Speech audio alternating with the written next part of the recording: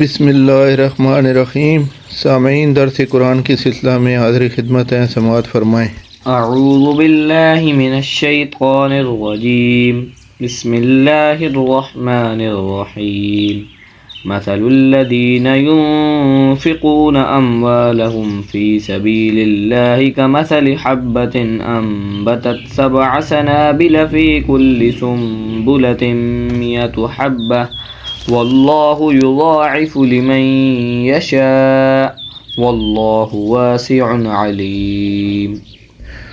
جو لوگ اپنا مال اللہ کی راہ میں خرچ کرتے ہیں، ان کے مال کی مثال اس دانے کی سی ہے جس سے 7 بالیں اگیں اور ہر ایک بال میں 100 دانے ہوں، اور اللہ جس کے مال کو چاہتا ہے زیادہ کرتا ہے، اور اللہ بڑی کشائش والا اور سب کچھ جاننے والا ہے۔ الذين ينفقون أموالهم في سبيل الله ثم لا يتبعون ما أنفقوا منا ولا أذى لهم أجرهم عند ربهم ولا خوف عليهم ولا هم يحزنون۔ جو لوگ اپنا مال اللہ کے راستے میں صرف کرتے ہیں، پھر اس کے بعد نہ اس کا خرچ کا کسی پر احسان رکھتے ہیں اور نہ کسی کو تکلیف دیتے ہیں، ان کا صلہ ان کے پروردگار کے پاس تیار ہے، اور قیامت کے روز نہ ان کو کچھ خوف ہوگا اور نہ وہ غمگین ہوں گے۔ قول معروف ومغفرة خير من صدقة يتبعها أذى واللہ غنی حلیم۔ جس خیرات دینے کے بعد لینے والے کو ایذا دی جائے، اس سے تو نرم بات کہہ دینی ہے، اور اس کی بے ادبی سے درگزر کرنا بہتر ہے، اور اللہ بے نیاز اور بردبار ہے۔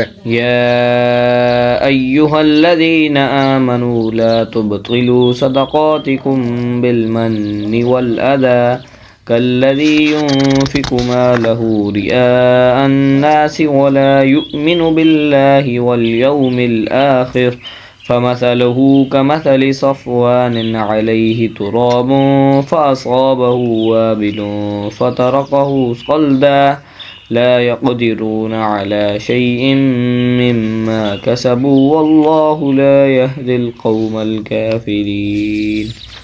مومنوں، اپنے صدقات و خیرات احسان رکھنے اور ایذا دینے سے اس شخص کی طرح برباد نہ کر دینا جو لوگوں کو دکھاوے کے لیے مال خرچ کرتا ہے اور اللہ اور روز آخرت پر ایمان نہیں رکھتا، تو اس کے مال کی مثال اس چٹان کی سی ہے جس پر تھوڑی سی مٹی پڑی ہو اور اس پر زور کا مینہ برس کر اسے صاف کر ڈالے۔ اسی طرح یہ ریاکار لوگ اپنے اعمال کا کچھ بھی صلہ حاصل نہیں کر سکیں گے، اور اللہ ایسے ناشکروں کو ہدایت نہیں دیا کرتا۔ وَمَثَلُ الَّذِينَ يُنفِقُونَ أَمْوَالَهُمُ ابْتِغَاءَ مَرْضَاتِ اللَّهِ وَتَثْبِيتًا مِّنْ أَنفُسِهِمْ كَمَثَلِ جَنَّةٍ بِغَضْوَةٍ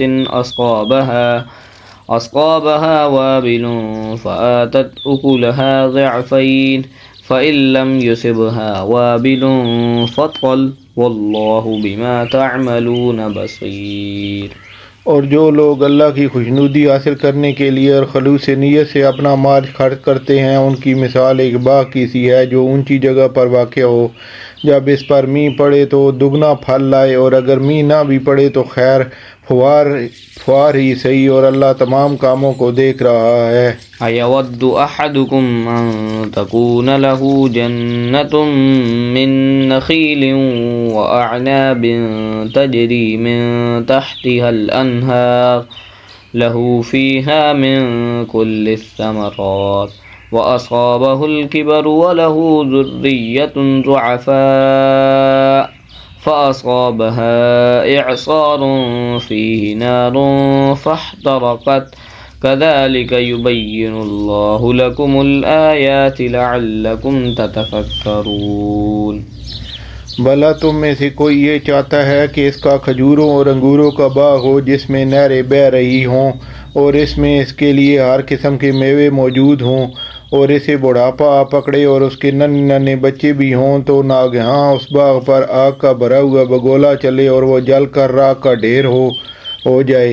اسی طرح اللہ تم سے اپنی آیتیں کھول کھول کر بیان فرماتا ہے تاکہ تم سوچو اور سمجھو۔ صدق اللہ العظیم۔ جزاک اللہ۔